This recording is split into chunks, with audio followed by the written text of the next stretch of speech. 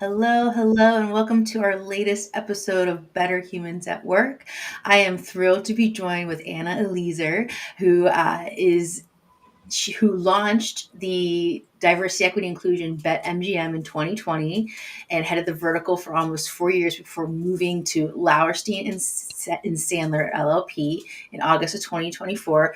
And Anna, what is your title there at Lowenstein? I am a senior inclusion manager there at Senior Lois. Inclusion Manager. Okay, thank you.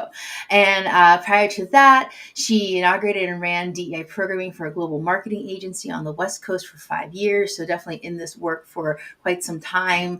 She's a lifelong learner who's energized when she can facilitate a seat at the table for everyone with exceptional interpersonal skills and the ability to develop and manage authentic relationships over a diverse spectrum of stakeholders. She has a respected reputation for being a straight shooting, empathetic communicator who has the ability to build trust across organizations.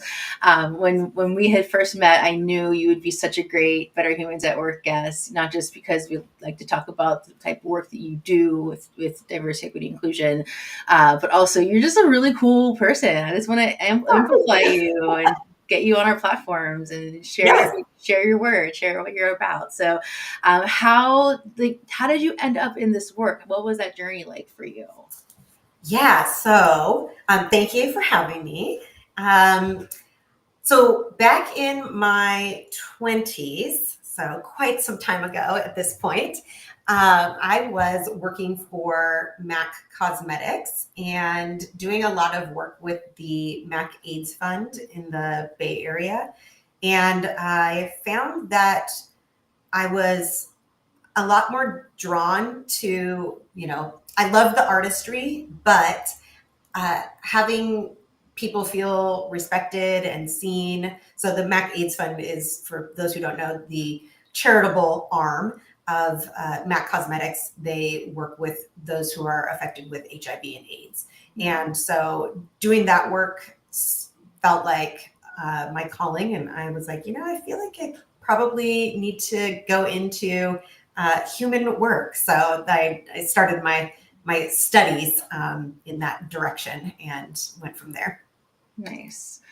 And so lots of things are happening right now with So DEI. many things. So many Yes. things. What is your take on where we currently stand with DEI at this moment? Oh man. So I am probably one who I want to have empathy because I do understand that people's lives are being impacted negatively. So we will put that out there as number one. But for myself, I am in the let's wait and see kind of boat. I don't want to put too much energy into things that are not permanent yet. I believe during Trump's first term in office, the ACLU took him to court 430 times, something, a very large number. And we're just in the beginning of the fight, for term two. So, and I actually just received some communication that was a bunch of states, attorney general. I think it was like Massachusetts, Illinois, California, Connecticut. I mean, it was a pretty large handful, and it was guidance concerning DEI, or diversity, equity, inclusion, and accessibility. Is kind of what they were titled, and it essentially, about 6 pages or so, went down to, to be clear, the executive order cannot and does not prohibit lawful practices and policies that promote DEI. So keep doing the damn thing, right? Like, it's been proven that this work actually does, you know, help with discrimination versus what is being said. And so I think that when we actually go to court, there will be a strong standing for DEI. So I think be empathetic, listen, you know, do what we can. Put yourself on social media and news limits. I just had a conversation with my mom about how her blood pressure, she actually had to increase her blood pressure medication because she was reading too much news. And I was like, just put yourself on a news diet, you know, like you can't drink from a proverbial fire hose every single day. So, you know, get what you can. Know that there are people that are in the fight, and we've only just begun. And keep doing the work in the meantime. Yeah. You saying do the damn work, do the damn work. Yep. Like that's, and I think another piece of that is being like flexible as well and trying to evolve with the environment. Cause like I had things from 2 or 3 years ago and people were still saying like we shouldn't use DEI or use the E or whatever. And I was like, you know, this matters. What we call things matters. That's a, you know, focus. And I've pivoted from that because the way I'm seeing it is if those letters and certain words are getting in the way of the work being done, I would rather have the work done under a different name than have it be dismantled, right? Just do the work, whatever it takes, even if it means rebranding. It's like sleuth DEI is what's going on right now. But the DEI is getting done. It's still happening. It just has to be in sleuth ways at times. Yeah. And the semantics behind it are arbitrary, you know, as opposed to the outcome, right? Like the outcome is what we're going for. So I agree with that. Well, I feel like this question, when we arranged this Better Humans at Work episode to happen, I was like, what do you love talking about? And you said accountability in DEI, but that was a good 4 or 5 months ago, which is wild how quickly time flies. But also, like, how has that changed? What does accountability look like right now, and how has that shifted from how it's looked in the past? Because we're just in a different realm when it comes to DEI right now. Yeah. I still think that accountability is necessary. Yes. You know, just because we're kind of going through it right now, doesn't mean that we shouldn't be focused on outcomes. And the way that we focus on outcomes is by,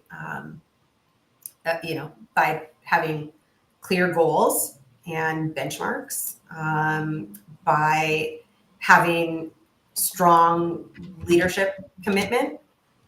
And that is on, you know, kind of all levels of the organization. So we're not talking about just your chief diversity officer, right? So that is executives and all the way down to, you know, managers, people leaders, and transparent reporting and data tracking, performance evaluations that incorporate DEI, so, you know, into performance review, so inclusive leadership skill sets, you know, possibly tying DEI goals to compensation, bonuses, or career, you know, advancement opportunities, possibly, you know, policies and consequences. So I'd like to say, you know, it's a balance. It depends on your organization, whether you want carrots or sticks, or a little bit of both. But definitely having clearly defined acceptable behaviors. So, you know, that could be within your employee policy, not just having verbiage on discrimination, but also having bias or microaggressions, things of that nature, and making sure that you're consistently um, enforcing those policies. And let's see what else. Making sure that employees are involved, and so that would be your ERGs, your employee resource groups, listening sessions, um, and then training being another part. So making sure that Mhm. continuous training is a part of your overall accountability mechanisms. In my last organization, training was actually a part of, I created a DEI scorecard, and Mhm. that was one of the things that we wanted 100%. Like, there's no Yeah. reason that people shouldn't be completing trainings at 100% completion rate. And then supplier, diversity supplier, community engagement, would be maybe kind of some other things as well, but Mhm. that's more outside of the organization. But yeah, all of it is important, because if you are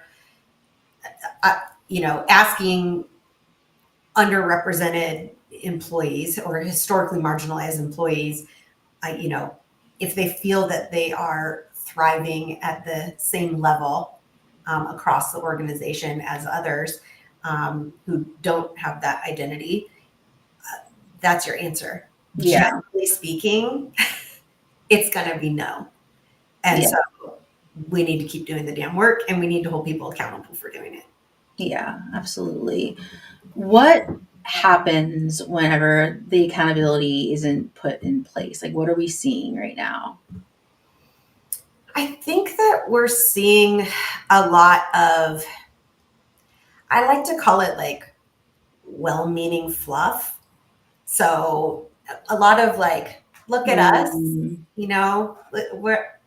we care, we're doing DEI, whatever, um, but we're not seeing the outcomes. If we are looking at the data should show that the work that we are doing is producing, the equity outcomes that we're looking for. And, so I think that, or, back when George Floyd was murdered, I called it the black box, activism, mm, right? Like, we posted a black box. yeah. Look at us. We did it. Like, that isn't changing people's lives. That isn't creating equitable systems and outcomes. So yeah, I would say looking, the data is always going to show um, what work is actually being done. Yeah. Yeah. Go to the data. Go to Yeah, the data. yeah. Absolutely.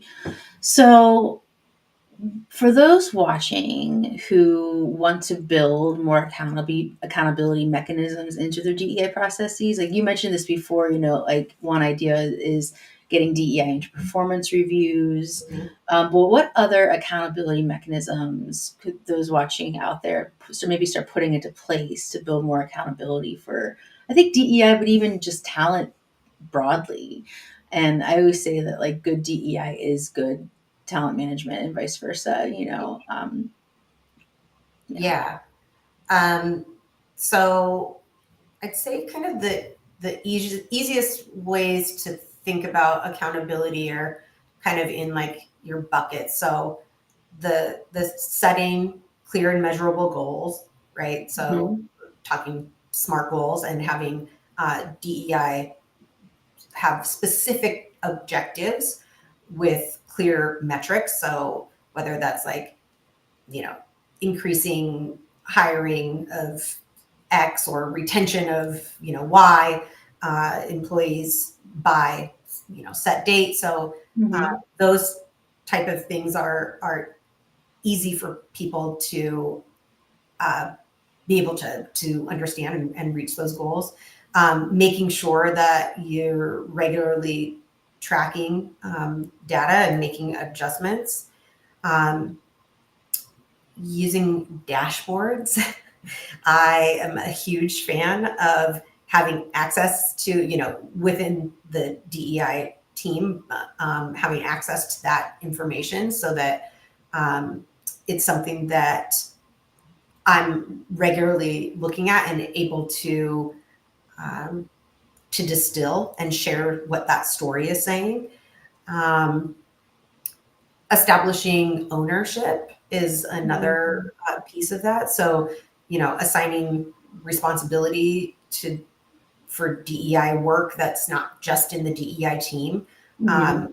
I think that having champions across the organization is a huge one, and the spheres of influence, right? So you have like the people who hold the purse strings. That's one kind of influence. You have the charismatic people who everybody wants to listen to and wants to do what they're doing. So finding where your influence is across the organization and tapping into it. As far Mm. as that ownership goes, and who is heading different committees, things of that nature. And then, yeah, so the what you mentioned before, tying DEI to performance evaluations and leadership goals. So, what does that look like for your organization, right? So if what I am hearing consistently is that um, the women in my organization uh, are not being retained, we'll just say, at the same rate as those who do not identify in that way, then for me, that is going to be something that I'm going to work with leadership to say, all right, what does your retention look like for the women within your group, and what is our overall goal, and try and tailor that for the needs of the organization, Yeah.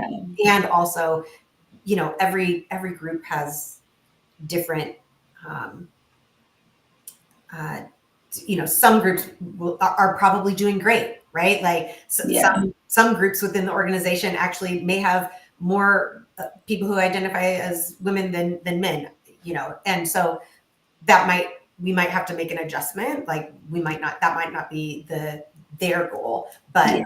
overall, I think that it's important to have kind of some of those larger goals that we're all working toward. Uh, One way that we use measurement in this work is we measure a variety of variables, but one is belonging. And belonging is a big outcome variable for right, DEI work. right, And we identify what groups in the organization, what identity groups in the organization have the lowest belonging score. And then we do focus groups with those groups to find out, like, why are the scores so low?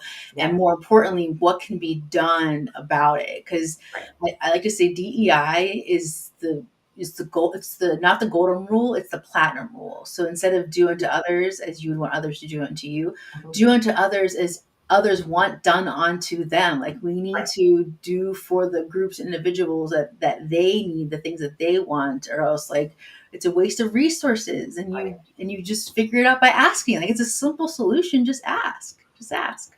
Yeah, yeah, agreed. You would think it would be simple, but there's people don't always want to hear the answer. Yeah. That can be a hard pill to swallow, knowing that they may be inadvertently contributing to somebody not feeling like they belong. So I think one of the main things that has to happen before those type of conversations is you really have to establish trust. Yeah. Yeah, like, I need you to know that I'm not here to tisk you. Like, I'm here to help you be a better leader. I'm here to help um, help retain your employees, right? And Yeah. so if your employees don't feel like they belong, let's get down to let's peel back the layers and figure out where we can fix things. Hmm. Um, So, but that has to happen with a partnership Yeah. rather than feeling like you're being told. And then the other piece of that is, asking those powerful questions where leaders are then prompted to come up with their own answers rather Mm, than you telling them the answers, because that is a more effective way to get things done. yeah. And so I think that piece again is contingent on the trust, right? So Yeah. when you're asking those questions, you're going back and forth, and you're a partner rather than the overlord telling them. Well, you are such a wealth of knowledge here today. Like, thank you so much for coming on and sharing your experiences and your wisdom with the audience. If people wanted to get in touch with you, where would you recommend them reach out? Please find me on LinkedIn. I think I'm the only Anna Eleazer on there. So yeah, find me on LinkedIn. I'm happy to answer more questions or connect or whatever. Thank you again for coming on the show, and thank you for all you do to help us be better humans at work.